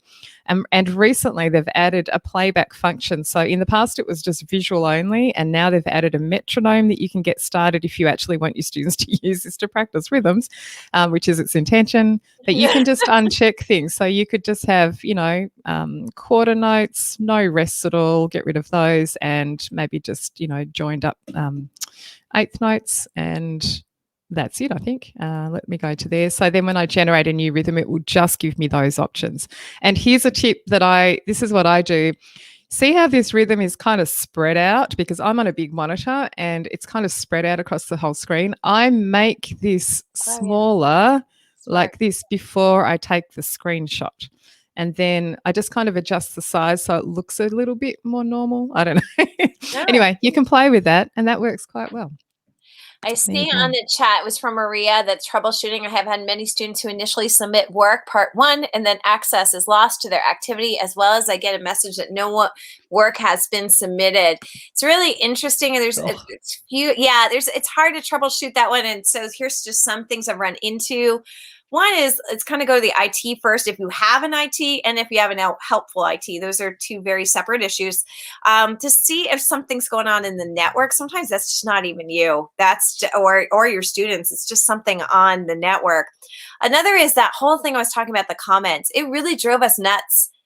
We thought we were commenting on work, and then students like, you never turn it. I can't find it. You didn't cut, and turns out it's like all in the notifications. So you check the notification. It's really weird. And the notifications, not like you come into Seesaw and here's notification. Like you're used to your social media, like boom, here's your notifications. So Seesaw, it's like, hey, it's that tab way over there in the corner. Click on it. And it's like, it's over there. Like Chris Russell, Dr. Russell, you know Chris. And Yes. he was like, he kept showing me screenshots of his kids having the comments. I'm like, Chris, I can't find it. And if you find it and I can't, how is it that I can't find it? And so like check the notifications. Sometimes things start disappearing. Sometimes they're only in that tab and they're not anywhere else. If you have drafts, it can get weird like that. Remember, blue is it needs to be approved, but draft orange means it could kind of be in this limbo. So check all those things. And if you can, make yourself a student. You really need to look at the student point of view from something like that. And most teachers I know, because when I've said that, they're like, they don't let me be a student because that charges them another student. And I totally get it. And that is really frustrating. I would say open a free separate account and do exactly what you're doing and make yourself a student with another email and just test it off on that account. See what's going on from the student end. It's really important to see it. Yeah, agreed. I actually have student accounts set up for every single thing that I ever show. I just have another account and then I go in an incognito browser and I log in because I always need to see, you can't troubleshoot effectively for students unless you know what they're seeing. And it's too hard to say, send me a screenshot or, you know, make a Loom video to show me because it's never going to work. So sample student, And some services, I've noticed that a couple of services have started to add that functionality where you do get a student. What is it recently? Is it Google Classroom or something like that? Well, I do feel want like to one mention recently. the sample student flaw there in Seesaw. So sample student is great to demonstrate an activity. It's amazing because it's a sample student and you have to turn it on in the settings. It did not work for this whole comment issue because you can't go in as a sample student and see what the sample student saw. Like, again, it's just there to help you demo something to the student. But when it comes down to what the student saw, the sample student stops short. And I mean, it really drove us for about a week. It drove a few of us into like a frizzy because we were just like, this is like, Chris, how do you see this? And we don't see, what are you, do a screen recording. We try to see what you did. And he's good. He's good with technology. No, he was great. No, he was just like, but Amy, it's here. I'm like, but Chris, it's not. And I was like doing screen recording. Where is it? And then it's another thing that you have to try, like you said, you have to train the kids to go there and look, you know, give them, I don't know, some incentive to go and look in these places. It's very hard. It's very hard. I know it's hard enough when I'm working with adults, like just to make things very clear. And it's a flaw. I think it's ultimately a flaw in design because I think if things are not easy to find straight up without having to go and read instructions or ask someone else, then I think there's a flaw somewhere in the design for basic things like that. So the test for me of any new website or app that I look at is I go for it as long as I can without looking up any instructions, no tutorials, no help manuals and stuff. And I see how far I can get and what I can do with it. Because if I can do quite a bit, then I know it's a good website. It's designed well and the user interface is working. But yeah, sometimes you just, you don't get that. You don't get that. Just checking. Michael says, what is the YouTube trick? I'm not sure what that one's. What was that reference? Yeah, that is, so you take a YouTube video that you like, and then, so I'll show you. Let me see. Oh, yes, we can do this. I can. Now, which one am I sharing? Okay, so I'm going to go to screen one, and then, sharing us, aren't I? But I'm going to jump over here. That should show this tab. Is it? Hold on. I'll switch out. We'll just switch over to this. There we go. Oh, that's me still. Hold on. I'll remove mine. What are we showing right now? Again? I see us. You know what? I'll go back. Oh, no, that's no good. All right. I like this view, actually. This is good. I'll stop sharing that and share. Hold on. This one. So the YouTube trick is putting the, here we go. I'm going to share this one. It's putting the hyphen between T and U. That's what it is. So I'm going to share this one, which makes it much nicer. There we go. And so if I'm on YouTube and I want the beatbox flute player, Greg, right? Greg Fertillo, beatbox flute player. So you go into it. Yeah, him. He's awesome. So you go into this one and you just don't want the ads and you don't want the comments or anything like that. So you go over here to the top. Oh, good. I don't know what the orchestra in my mouth. I don't even know what that is. Oh, no, that's a good one. That's Tom is Thumb, I it? think. Yeah. It's a beatboxing one. It's a TED Talk. But thank you. Okay, just good to know. So between the T and the U, put a hyphen, then hit return. What it's going to do is turn it into this YouTube note cookie. So now there's no comments, there's no ads, and when it hits the end, it will just loop back to the beginning. And you can use this link instead. Again, I say that with the kind of just, again, that's just showing you something basic there of that. Yes, there's copyright issues. Yes, some people, they're monetizing, so you're taking away from their monetizing. Yes, you are. I'm not saying that's what you should do for that reason. I'm saying that's a YouTube trick. Very useful, Anne. Very useful. Yeah, I like that one. I like it. That one's great. And, where we've had some issues with some of the cleaner, like to clean up the ones, the one I'm talking about, it's no longer in existence. But it took all the links that you created in their like free app, and then someone hacked it, and then hacked it, and then hacked it. Like it got hacked 3 times in 1 month. All your links were going to, sometimes, thank God, my links went to math websites. The kids did not enjoy that. They were like, I wanted to see Star Wars gym teacher do a dance, and I got equations. Mr. Burns, that's not what I go for. It's better than something else that's not so clean. But others told me that they did not have the same luck that I did. And if you know who I'm talking about, you know that they've changed it. But anything that's kind of free, it's going to have its issues. It's going to get the hacks, and it's going to get that. So I kind of like this. This one seems to be kind of a behind the scenes way to change it. But again, nothing's foolproof, and I make that disclaimer right now. Yeah. And Kathleen's also just mentioned that occasionally using that YouTube trick, it ends up being a link that some school districts will block because of their filters and stuff. So it may not work for you. And tip, as always with everything, is to not just try something at home when you're preparing your things. Make sure you test it out before class in on your school network. So get to school, test things out. I do this actually. I have run into problems. I know now to be prepared for it, but I've run into problems when I'm presenting, running a workshop of some sort, because maybe not in the last 12 months, but usually I'm going out to different locations, and sometimes I get to a school and I'm planning on showing these 10 different websites or whatever it is.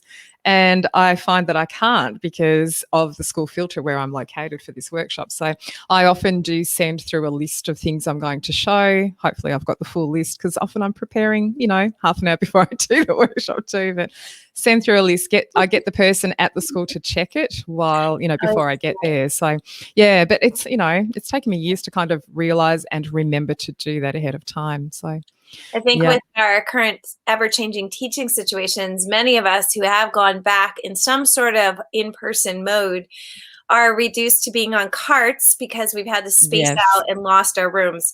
And so that makes it very challenging to test, because each room in your school anything. Yeah, it's different. Be anything. Believe me, I can't even take a phone call in my classroom anymore. So that's where, like, even though downloading the video has these copyright issues, I think fair use for education has to come into play there, because your teaching situation has changed so drastically. Every 40 minutes that you're going to a class, or an hour, or whatever your timing is, that downloading would be required. Yeah. It's funny, and I do download occasionally videos, and the main time that I do it is just when I'm presenting, say, a keynote speech to a few hundred people. You do not want to be relying on a connection for your YouTube video to play at that point. So it makes sense to do it for that time. I'm not sharing it anywhere. I'm not selling, putting it, whatever. But it is against YouTube terms and conditions, but I agree. It's that thing that happens where you just need to ensure that things are going to work when you need them to work. And absolutely, in the last, 12 months, things have been crazy. So you've got to just do things to help yourself out make life a little bit easier. Denise was so wonderful because I asked her point blank, like, I want to use this and it doesn't have a link, and would you mind? And she wrote publicly, like, during a pandemic, using it on Seesaw that way is fine. And I was like, you're the best. Yeah, we love people who do that. Thank you. Yes. Oh, it's fantastic. Well, I think we'll better wind up. We've gone on. I was thinking coming into today's session, I was thinking, I bet Amy's like really succinct and she's probably, going to cover everything in an hour, and mine always go on for like way too long. And I'm always impressed when people hang around till the end. So for those of you who are still here, thank you. But, it's been like normal. It's like us chatting at the end. We could go on all day. Well, we started 10 minutes in. So I went about hour 10, hour 15 around there. And I thought, that's about what you do. So I thought, yes. No, it's fine. It's totally fine. I figure people can catch up with the recording and watch a little bit, a batch later on. Yeah, because it is a lot. And I don't mean to stress anyone out. That's never my goal. Thank you, everyone. Bev Barron's just confirming where the hyphen goes. It goes between the U and the T. And the T and the U, sorry. T and the U, so you'll write so you grab your YouTube link and you will put your cursor after the T of YouTube and add the hyphen in there. So hopefully that makes sense. Yeah. Doesn't work it's on hard all. to sort of demo it. Yeah. Yeah. So it's on all. The creator can say, they can check a box saying this is not allowed to be shared on any other site. And when they do that, even your ViewPure, none of those, even your Google Slides won't work. Yeah. They've checked that.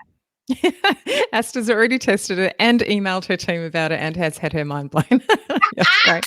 I'm so good. Like, you get something out of it. That's one of the things that, like, when it came across I think it was Seesaw that put it out on November. Yeah. I was like, I think I saw it then too. Use this. Nancy's, just before we wind up, Nancy just asked about how to download a YouTube video. So Nancy, you can literally Google download YouTube video. The thing that I will caution against, well, two things. I will say it is against YouTube's terms and conditions, but for educational purposes in the confines of your classroom, let's just say you're going to do that. Find one of those websites. But when you go to there's many websites that will pop up saying that they will offer this service to you.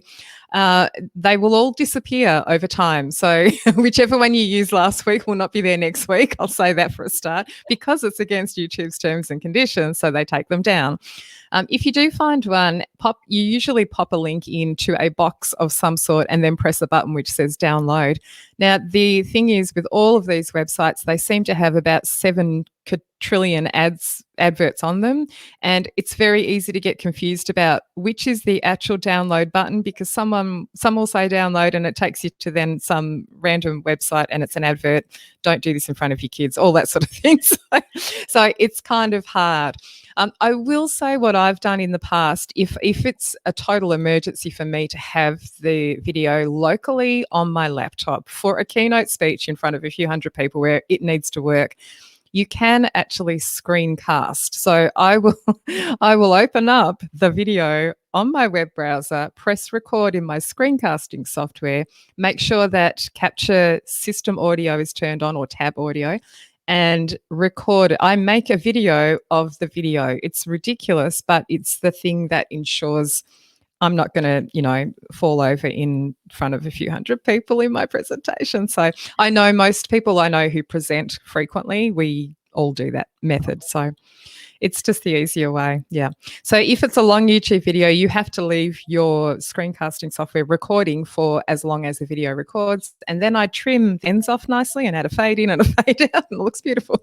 Get rid of any ads that played at the beginning, all that. Anyway, there you go. And Dale's got an option for Mac that he's mentioned as well a couple of times in the comments. So yeah. Now, I got rid of a couple of the links at the very top of the chat window just to clean it up a little bit so it didn't take up so much room on the page. But I'm just going to share one more Wakelet link with you, which is a collection of all the links that I've mentioned today. So things like the video course page, the Seesaw course page if you want to sign up because you'd like to do Amy's course in middle of the year, the Canva course, I can't remember what else. There's a few things on there. So you can visit that link. I've just popped it into the window there. that also has a link to a Google form where I am asking you to vote on the next topic for next month's webinar. I'll tell you what the 3 options are just verbally so you can go and vote for which one. The first one is lesson ideas you can steal from TikTok, because I'm kind of obsessed with TikTok and I think it is the most creative platform out of all of them at the moment. And there's so much awesome stuff going on if you know where to look and what to look for. So I'm going to do this. You'll probably see podcast episodes come out that I will make about TikTok. But also that is one of my webinar suggested topics. I'm curious to know if that's a thing that other people will be interested in or if people are just going to roll their eyes. There's some great stuff on there. Anyway, that's one option. The second option is digital online whiteboards. So the 2 main ones I'm going to cover if we do that one is Jamboard and whiteboard.chat. I will briefly mention in passing whiteboard.fi, but I'm going to concentrate on the other 2. And I don't know what the last one is. I've forgotten already. There's only 3. How hard is it? Hang on, I'm checking. The third one is, super useful Chrome extensions for music teachers. There you go. All right. Phew. Go and vote in the form. It's on that Wait Click collection that I've just posted. And thank you, everybody. Thank you so much, Amy, for doing this today. Amy really helped me out because I was just going nuts with the video course. Still doing how you're doing it. Oh my gosh. I have not had a lot of sleep. The production of your modules. I'm like, she only did this like in a month. How? Like that took like months to do. I have never made so many videos. I've never made so many in such a short amount of time. It's been insane. I tell you what though, I am really quick at making videos now. You probably know like every keyboard shortcut. I wish I knew a few more. Yeah, I wish I knew a few more, to be honest. I think I should take the time to just stop and learn a few more. But yeah, I know enough to do it quite quickly. And I have my sort of workflow down to a fine art now. I'm actually thinking that could be an interesting topic to share, how to create a course or a presentation and how I do my workflow. I just have my own workflow that I've, used for years now, but it's fun. And yes, hopefully it makes it quick for you. I've got 4 more videos to make for the course and they are the really time consuming ones, but I'll get them done tomorrow. I'm so impressed with your modules. I did 3, but I haven't done the activity for 3 yet. That's I finished. I haven't gotten over to 4, but I need to do the activity for 3 and I haven't done that yet. 4 is fun. 4 is the advanced play along videos. That's my that's fun. All right, we will sign off. Thanks, everybody, and keep watching if you need to catch up with the replay and all that sort of thing. And we will email out a link to the PD certificate form and the replay link as well if you've missed either of those. But thanks for coming, and we'll see you on next month's webinar. Yay!